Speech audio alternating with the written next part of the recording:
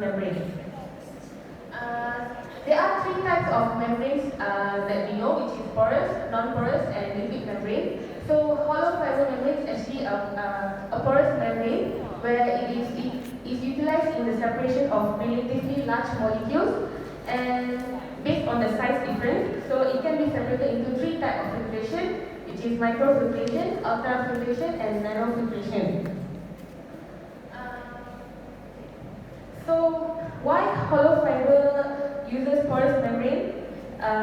Is because since we are focusing on protein separation, proteins are a variety of sizes. So we use hollow fiber membrane to separate them based on sizes. For example, it can be utilized in anion exchange chromatography, where the protein where hollow fiber membrane is effective in transporting the protein to the ligand immobilized on the porous surface of the membrane.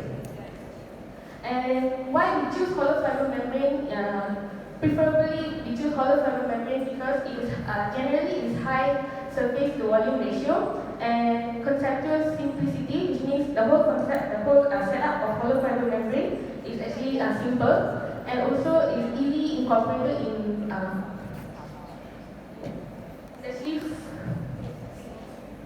it's actually flow stream rather than a typo, where the feed that we are introducing into the hollow fiber membrane, it can be easily incorporated, and also hollow fiber membrane is actually a broad availability because initially hollow fiber membrane is usually used in water filtration system. Like it is commonly known to be used in water filtration system. So the mechanism of it is easily understandable to be incorporated into protein separation. So this is the device, the overall device of the general device of conventional hollow fiber membrane, where the arrow, the place where the arrow is the hollow fiber. In the middle is where you introduce the feed, and it is encapsulated in two shells to hold all the device together. So currently, in protein separation, hollow fiber membrane is still newly used. Initially, they use for high resolution protein separation, we use ultrafine particulate chromatography media, which is operated at high pressure. For example, in HPLC, the protein separation resolution is actually high. However, when the speed of it is very low. So when we are using ultrafine particulate chromatography, it actually increases the speed of the separation. However, ultrafine particulate chromatography tends to it's an expensive system. Also, it generates temperature gradient in the column, which causes agitation due to the frictional heating. So an alternate must be found. And also in HPLC, which also involves temperature liquid chromatography, we can use ultrafine particulate chromatography, but it will affect the analytes that we are trying to separate because this protein is very sensitive to external factors and internal factors. It can be affected by the temperature disturbance. So that's why, as a solution, we are we're using hollow fiber membrane chromatography. As I mentioned before, it's high surface area and it can transport with mass volume. It has narrow solid residence time distribution. What I mean by narrow solid residence time distribution is that the feed that we're introducing into the hollow fiber membrane is lesser compared to other chromatography media. It has low dead volume. Dead volume is the part where there's no movement when the feed is introduced into the chromatography media. Some of the part may have no movement, and also it has minimal fluid bed mixing. What I mean by that is the feed that is already reacted will have minimal mixing with the feed that is not yet reacted with the membrane. And so hollow fiber membrane is actually what I've been explaining on the general part of the hollow fiber membrane, but it can be further modified to make it adaptable to the type of protein that we are separating. So there's two types of modification that we can do to hollow fiber membrane, which is physical which is by better designing the device itself. For example, annular flow hollow fiber membrane, where we modify the device itself by introducing an insert into the membrane so that the flow stream will be more efficient and will minimize the gate volume of the protein separation.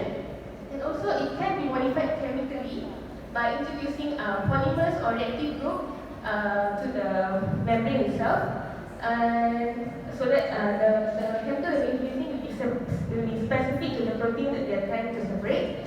And one example of it is polyether sulfone hollow fiber ultrafiltration membrane modified with iron oxide nanoparticles. So in simple words, the type of mostly protein, the fiber that we use to separate protein is a polymer-based fiber. So here we choose polyether sulfone hollow fiber membrane. However, this membrane is known to cause fouling of the fouling agent. So in order to prevent that, we incorporate it with a nanohybrid, which is iron oxide nanoparticles, and the nanoparticle is not stable on its own, so we use a nanosheet, which is a graphene oxide nanosheet, in order to, it works as a platform for the protein to react with the hollow fiber membrane. My group member will continue. Good afternoon, everyone. My name is Fitra. I'm going to further highlight on the pros and cons of this hollow fiber membrane. For the benefits, the first primary advantage for this hollow fiber membrane is the fact that it is higher productivity per unit volume. Due to its high packing density, as you can see in the figure above, it is very packed. Also, it has very high surface area due to its shape that is being stretched. The polysaccharide is being stretched. I mean, the polymer is being stretched.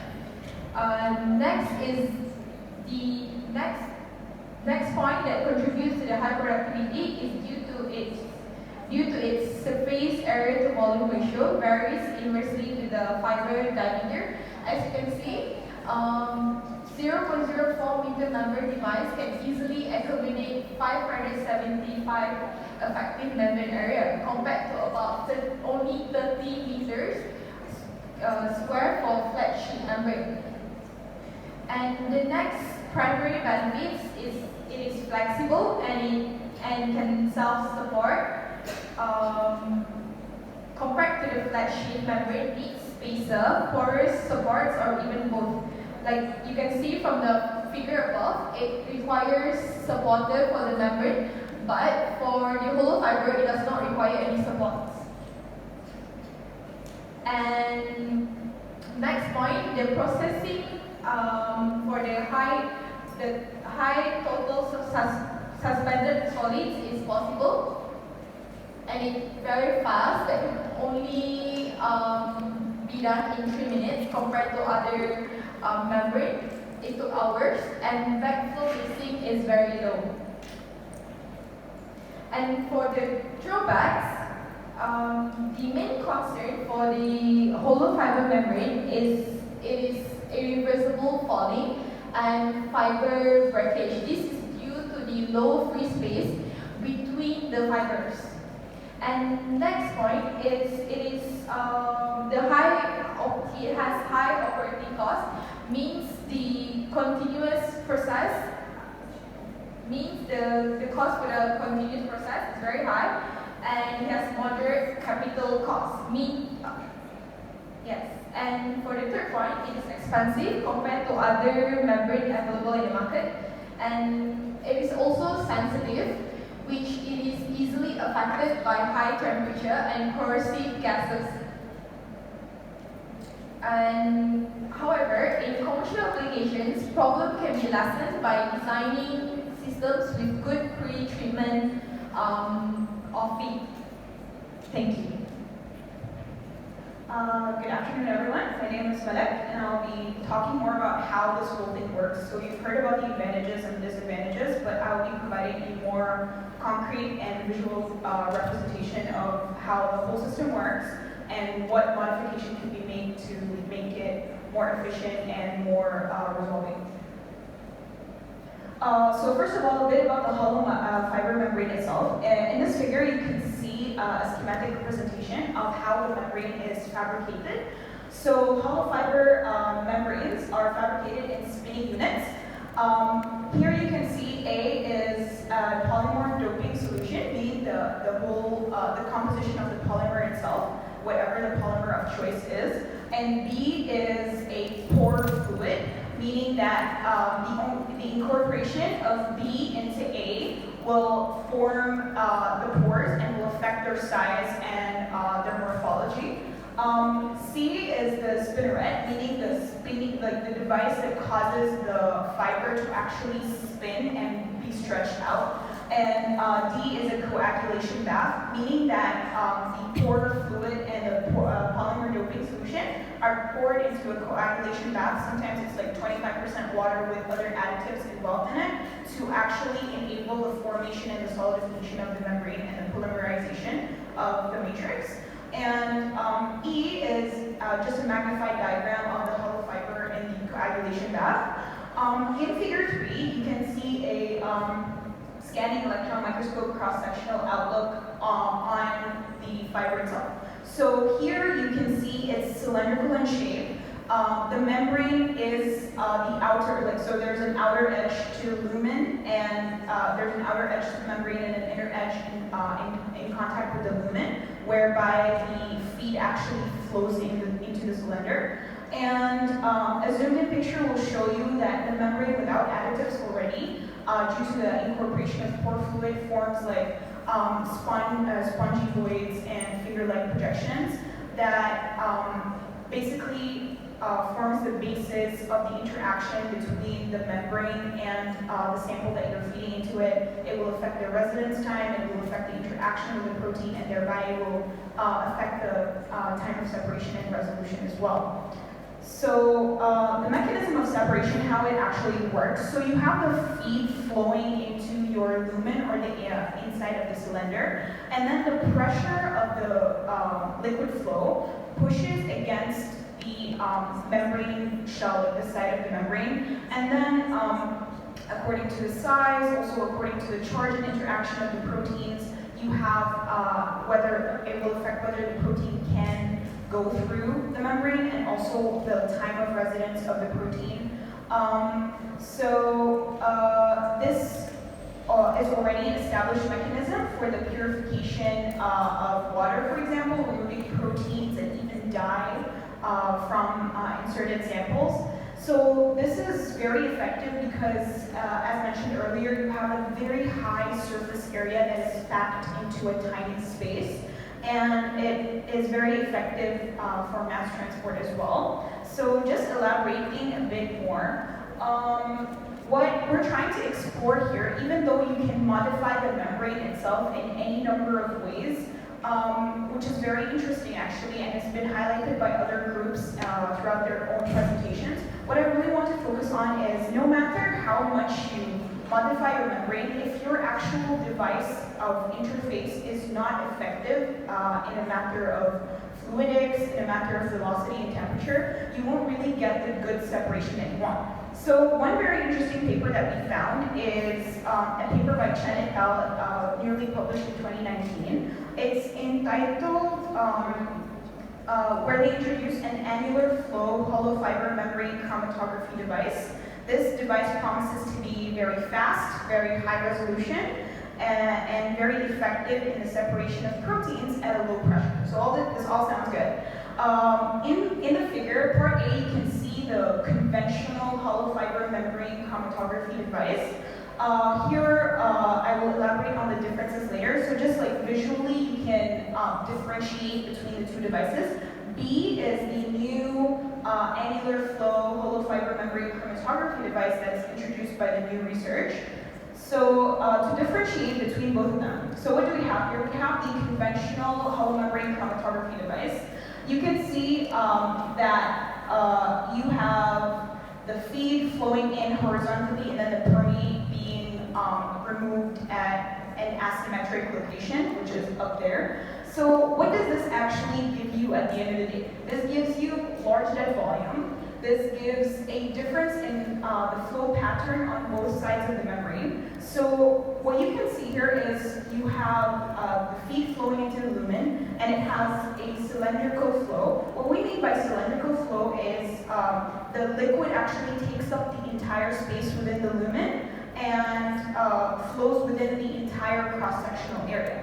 But outside, between the lumen and the shell, you have a very narrow space which establishes something known as the annular flow. So these are two completely different flow patterns, where in the annular flow, the flow is actually restricted because you have a very narrow space between the membrane and the shell. So this actually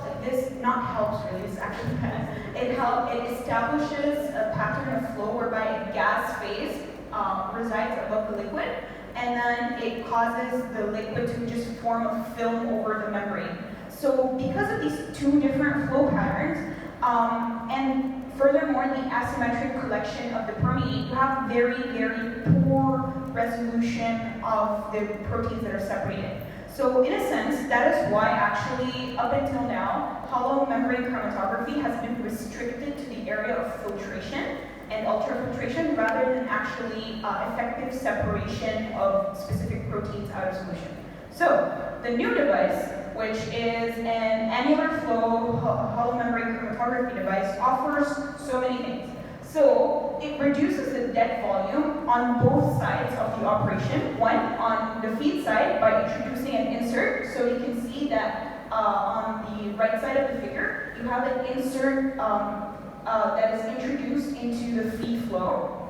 It looks like a nail, I know. So and also on the other hand, you reduce the dead volume on the permeate side by minimizing the inner shell volume. So they even make the shells more compact and close to the hollow membrane fiber. And this insert results in annular flow on both the feed side and flow on both the feed side and the permeate side. So earlier you only had you had cylindrical flow in the middle, and then you had annular flow on the sides. So now it just makes the whole system collaborate in annular flow. So basically, having flow that is comparable on both sides of the membrane, also in addition to the fact that the permeate is collected symmetrically. So you can see you have the feed on the left side and the permeate is collected on the right side, so it's in line with each other. This results in better separation overall, and there will be further graphical representation about this. So for this, in the study, the first figure, figure 5, shows a simulated RTD profile. An RTD profile is the residence time distribution for the conventional hollow fiber and also the AHMC, the new device. So you can see that AHMC peak is sharper, it's narrower.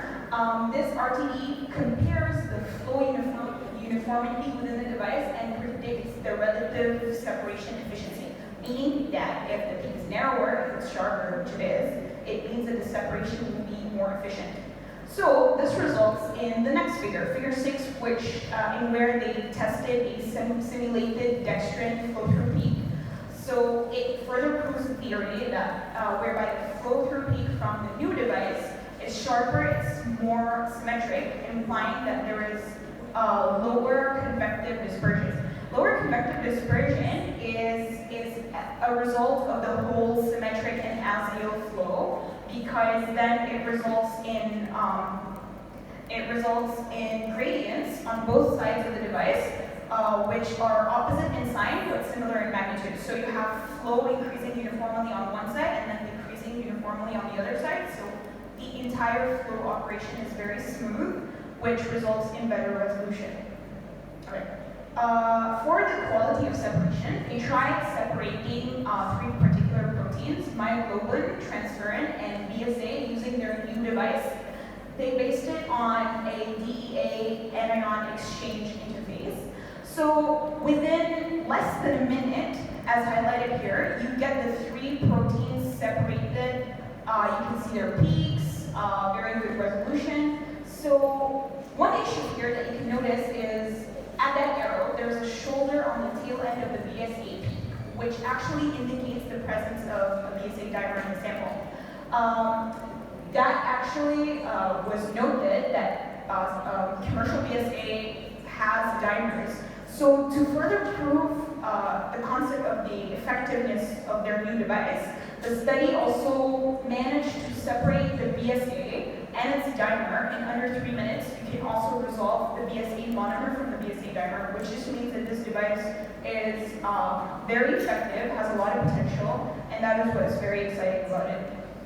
And you can see here, this is just a sample process scheme. So you have your feed, you have your hollow fiber membranes packed into the packed parallelly into a flow device. So you have multiple hollow fiber membranes packed into the flow, and this just results in this is just how it works.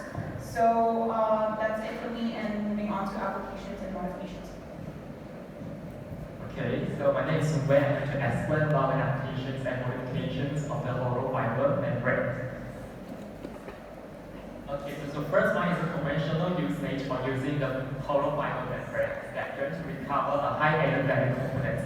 So this is very applicable to most of the industry, especially for the agri-industry, because usually daily discharge a lot of wastewater, and we know that the wastewater actually contains some kind of the chemical compound that can be used, have high value products that can be used further. So in order to minimize the waste, the waste of the added value components, we can using the hollow fiber membrane to trap and to recover back all these kind of discharge components. So as we know that daily there's a lot of food waste as being discharged by a lot of people, and it actually causes a loss in agronomic and also the loss in environmental, because it causes a lot of environmental pollution as well. So in order to do that, we're going to using an integrated membrane system to separate the macromolecule discharged by the factory. So what is the advantages of using this kind of mechanism is that you can have a very high recovery rate of the high added value compounds, and it also is an alternative to byproduct disposal after downstream processing. And the last one, of course, is going to be reductions of environmental pollution. So we're going to give you examples of how these membranes work in order to in its efficiency of recover all these kind of high added value components. So this is like a journal with titles of extractions of resin protein. So this resin protein can be found inside the silk, and the silk is produced by the silkworm. Okay, and what we do is that this silk company industry always discharge a lot of wastewater. They still remain this kind of sericin proteins. So in order to recover back this kind of sericin protein, the study has been proposed for using the hollow fiber membrane to develop a kind of integrated system to recover and to track back all these kind of lost sericin proteins. So this is like a simple schematic diagram of how the recovery process is carried on. So in the traditional way, the way to recover this kind of sericin protein is using the acidulation process. Basically, it's like you add a different kind of organic solvent and also the acid into the discharge water, because you will cause the precipitations of the serine proteins. However, this kind of mechanism actually have a very low recovery rate for the serine protein. That's why they're going to producing this kind of integrated system. So here we have coupled with three different hollow fiber membranes. So using 2 forms of ultrafiltrations and 1 form of nanofiltrations. So they will be so after they undergo the activation like the conversion method, you're going to continue with the purification process of extraction using the hollow fiber membrane. So this is shown here. And afterward, you're going to be desulfidation to remove all kinds of salt that's aided in the purifying process. Also with using the non-kind of hollow fiber membrane system. So the result of reported recovery shows that the recoveries for each state actually has very high numbers and high rate. So generally, actually, if the recovery rate has been shown that it is higher than 85%, which is a very huge improvement when compared to the traditional method of using the acidulations. Okay, so another kind of innovative applications are using hollow filter membrane is using the hollow fiber liquid phase microextraction, also known as HFLPME chromatography method. So this kind of chromatography method is not focusing on the extraction of proteins. Instead, we actually want to separate the analyte from the contaminants, which is the protein itself. So this is like a different kind of applications of using the hollow fiber membrane in terms of separation of proteins. Yeah. So in the conventional way, we usually use liquid extraction process. However, this has a lot of downside using this kind of method because you have to use a lot of organic solvent, and we know organic solvent has the main problem of causing a lot of environmental pollution. Yeah. And besides that, you have to use it's very time consuming and also the efficiency of separation is very low because it only solely relies on the diffusions of the analyte coming from the water sample going to the organic solvent, which is the accepted phase. So now we're using the hollow filter membrane. You can develop another kind of extraction process. So this can be effectively miniaturize the LE scale, which means that it can reducing the consumption of the organic solvent, which is very good in terms of reducing the environmental pollution problems. Yeah, and also it's cost effective because there's a low amount of organic solvent. Another thing is that it's kind of color disposable, so it's very good in terms of reducing the cross-contaminations of other kinds of contaminants. And compared to traditional liquid extraction, we have a high extraction efficiency because this kind of method is not relies on the diffusions of the analyte coming from the donor phase into the accepted phase. In this case, they are transferred using a convective method because we're using other kind of accident force to force the separations of the analyte from the water sample into the organic solvent. So I will explain later. Okay, and usually there are two modes of the HFLPME can be applied in the static mode. So static mode basically is that you're going to immerse this kind of hollow filtration membrane column into the water sample, and then you're going to connect it with a switch. Okay, and the process then will be immersed into a solution, and the solution will be constantly stirred by the magnetic stirrer, and this magnetic stirrer will be add like an external force to force all this kind of analyte transfer from the water sample going to the organic solvent, which is inside the lumen of the membrane. Okay, and for the damping mode, using the screen to produce the external force, which means that you can use the screen to exert the external pressure, which causes a much more effective convective transfer of analyte from the donor phase to the liquid to the accepted phase. Okay, so this is like a journal that's been shown that summarized this kind of technique can be used in different applications and of separations of different kind of organic molecules. And this is an example of analyte that has been successfully separated from different type of samples using this kind of technique. It can be using from biological water sample or just from to environmental water sample. So in polycycline, you know that in this case they do not want to obtain the protein itself. They want to remove the protein. So that's why you can see the protein actually will able to go inside the column itself. It will be trapped outside. Only the analyte will transfer from the donor phase into the active phase. And this kind of micro-extraction process is coupled with a lot of chromatography process. You can see these cases they are coupled with HPLC chromatography, so it will be further enhance the separations of the analyte from the protein contaminants itself. Yeah. And the last innovative application using hollow fiber membrane is to produce or to fabricate a renewable biocatalytic membrane cell. You know that producing a biocatalytic membrane is not a very easy task because it's time consuming. Yet we started to the point that how you purify the enzyme. After the compost enzyme, you further immobilize the enzyme into the membrane cell. So this is a very lengthy process because you have to apply these several stages and using different kinds of buffer solution.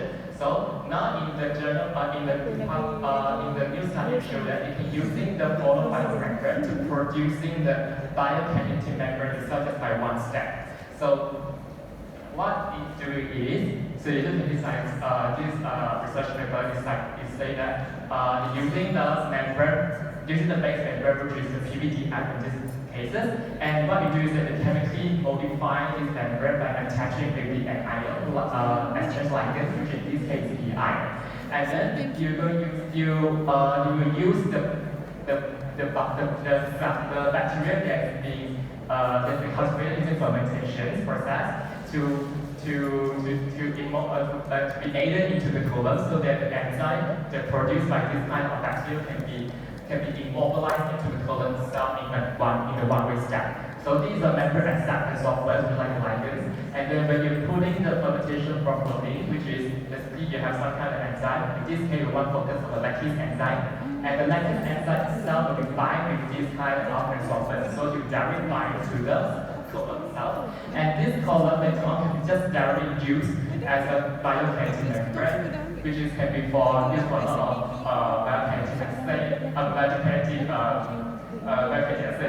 So for example, it is for treatment of water purification by using this kind of biokinetic membrane.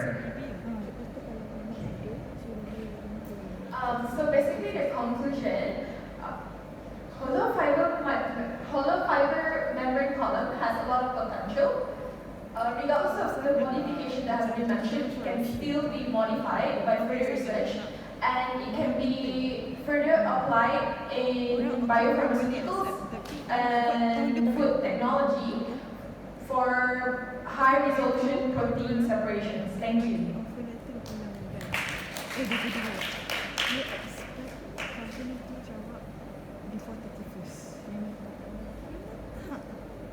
Thank you for the informative presentation and questions.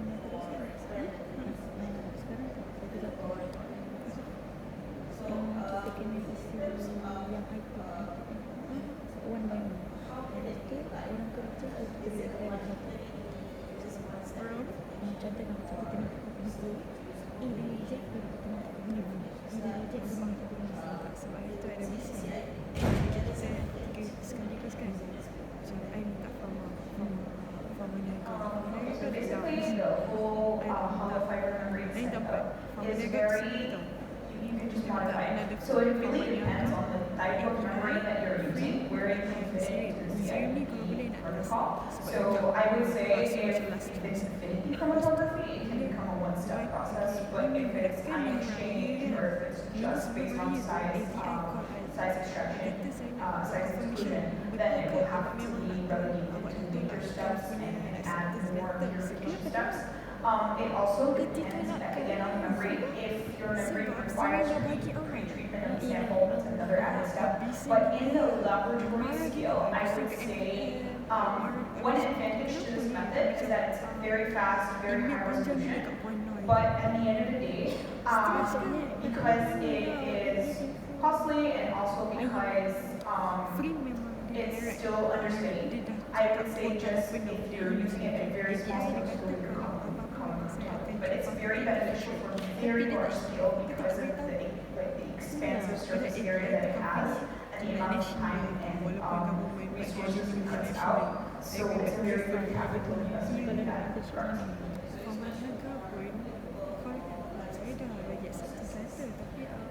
Yes.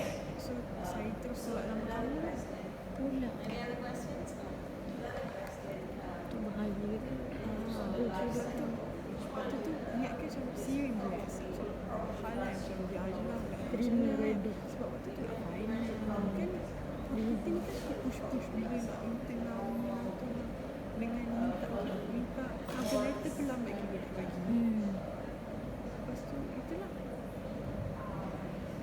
I believe because of its because one of the disadvantages is the irreversible fouling, the piece actually lasts longer compared to this one.